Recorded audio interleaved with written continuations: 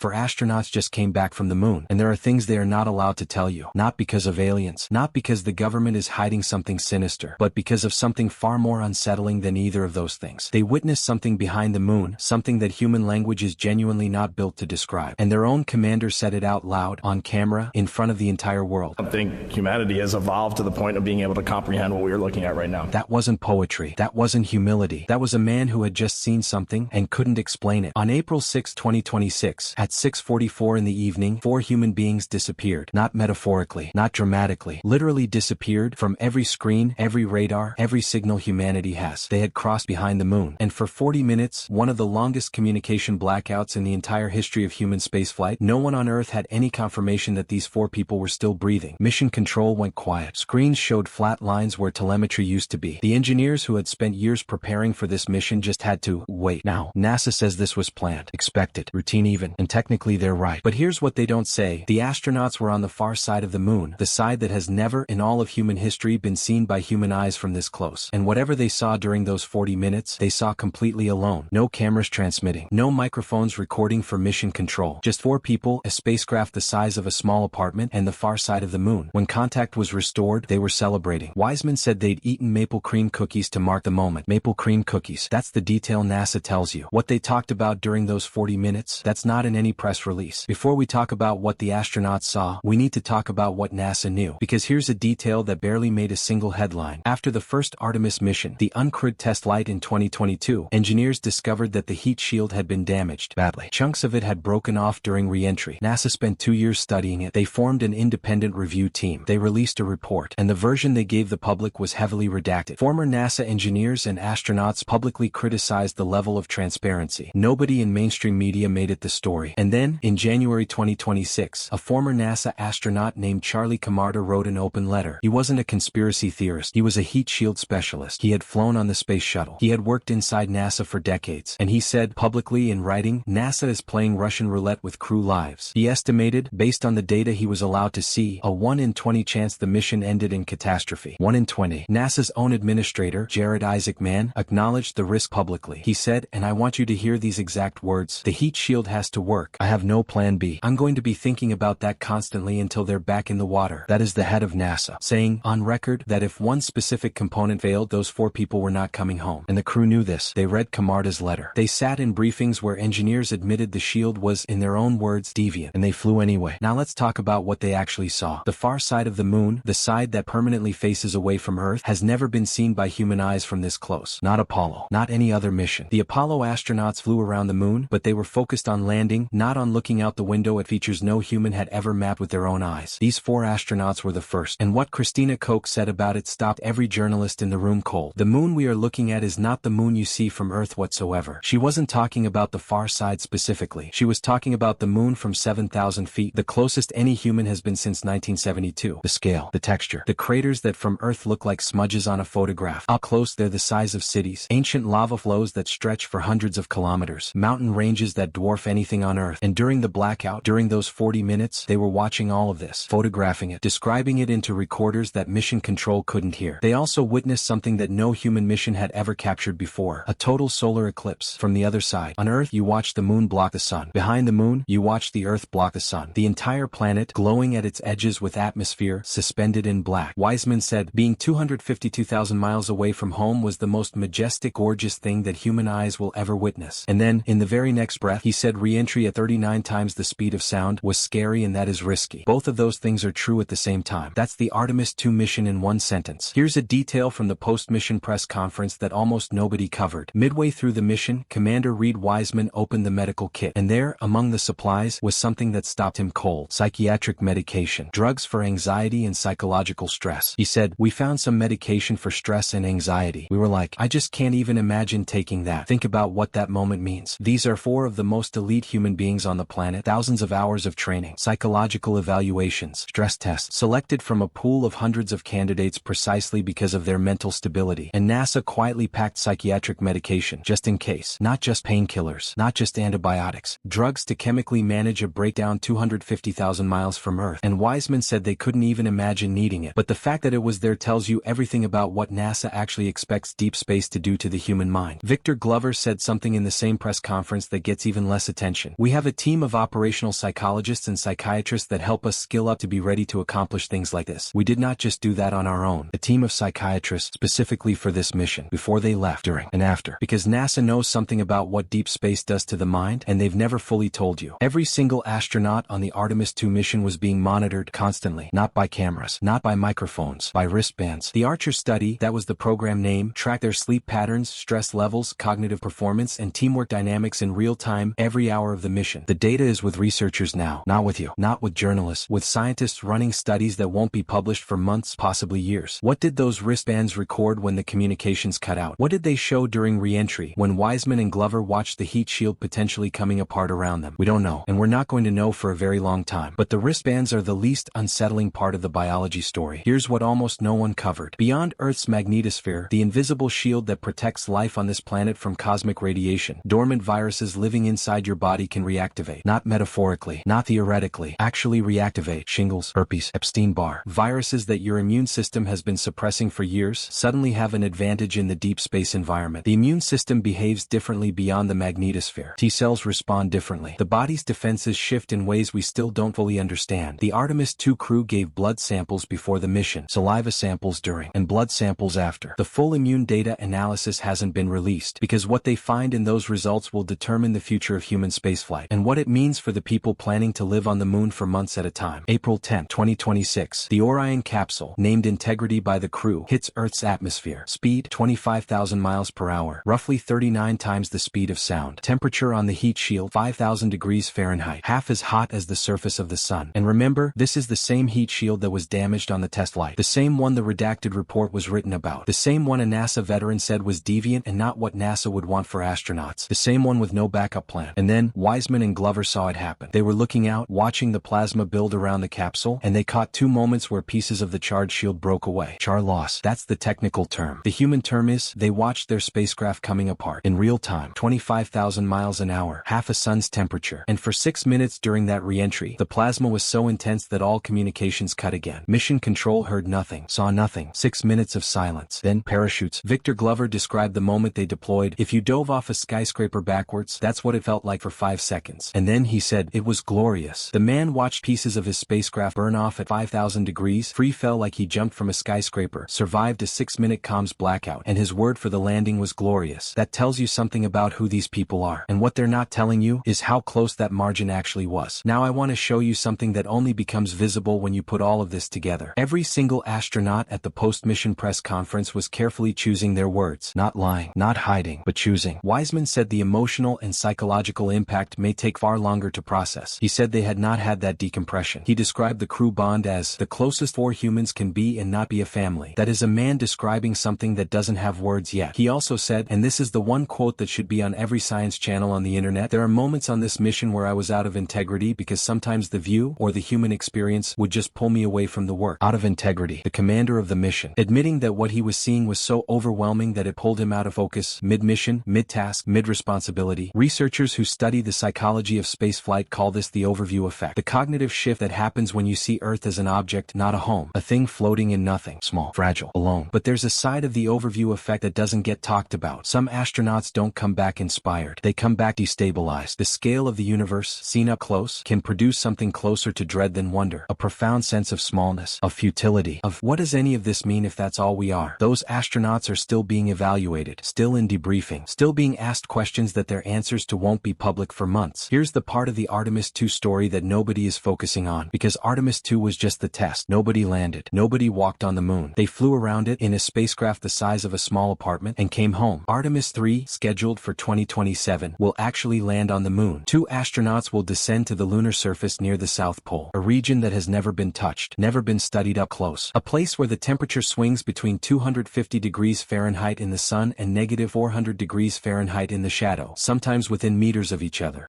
And the heat shield, the one that was just called deviant and barely made it through Artemis II, is being redesigned for Artemis III. From scratch. The astronauts who just came back spent their post-mission time in spacewalking suits, simulating 1/6 gravity, testing how much endurance and dexterity they'd have after 10 days in space. Because Artemis III astronauts will have spent even longer in space before they try to walk on the moon.